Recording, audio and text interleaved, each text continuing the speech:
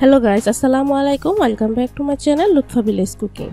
তো বন্ধুরা, আজ এক পিস পাউরুটি আর একটা আলু দিয়ে অসম্ভব মজার এবং দুর্দান্ত স্বাদের একটা নাস্তা রেসিপি তোমাদের সাথে শেয়ার করব। এটা খেতে কিন্তু খুবই ভালো লাগে। তো বন্ধুরা, যারা অল্প উপকরণে নতুন কিছু ট্রাই করতে চাও তারা এই রেসিপিটা ট্রাই করতে পারো। তো বন্ধুরা, তোমাদের কাছে ছোট্ট একটা রিকোয়েস্ট রইল, তোমরা যদি কি আমার এই ছোট্ট ইউটিউব ফ্যামিলির নতুন বন্ধু হয়ে থাকো তাহলে অবশ্যই চ্যানেলটাকে সাবস্ক্রাইব করে রাখবে আর না টেনে সম্পূর্ণ ভিডিওটা দেখবে। আর ভিডিওটা দেখতে দেখতে যদি একটুও ভালো লাগে অবশ্যই একটা লাইক দিবে। তো চলো নাস্তার রেসিপিটা শুরু করি। তার জন্য প্রথমে নিচ্ছি এক পিস ব্রেড। তো ব্রেডটাকে আমি একদম ছোট একটা ছুরির সাহায্যে ছোট ছোট টুকরা করে আমি কেটে নিচ্ছি।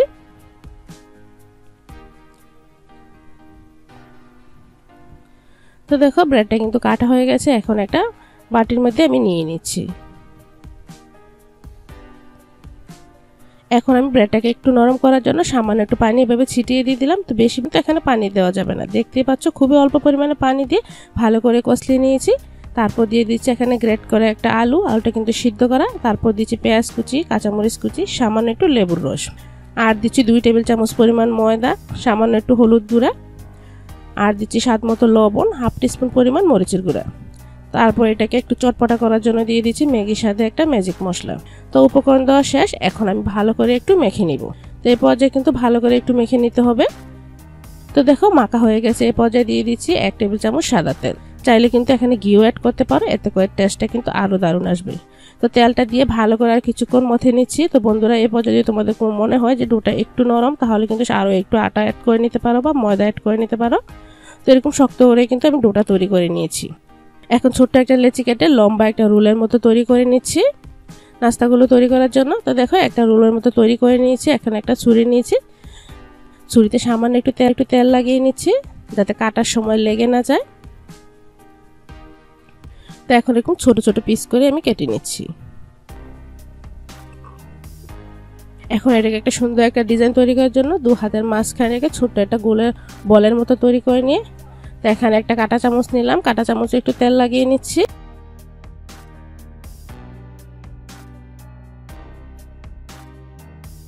তেল লাগিয়ে হালকা করে একটু প্রেস করে দিতে হবে। তো দেখো, খুব সুন্দর একটা ডিজাইন চলে এসেছে।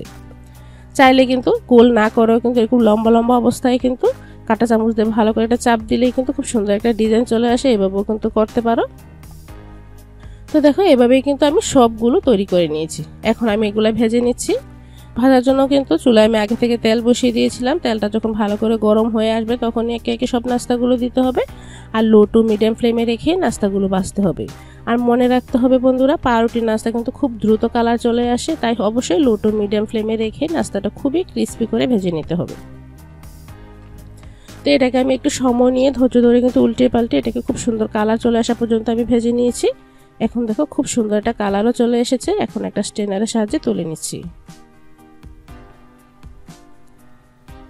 তো বন্ধুরা দেখো, দ্বিতীয় স্টেপে যে সব নাস্তাগুলো কিন্তু প্রথম স্টেপে আমি যেভাবে ভাজছি সেভাবে ভেজে নিচ্ছি।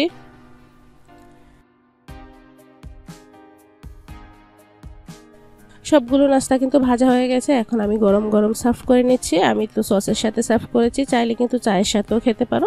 এটা কিন্তু যে কোনো কিছুর সাথে খেতে দুর্দান্ত লাগে। তো দেখতে পাচ্ছ, খুবই সহজ নাস্তা।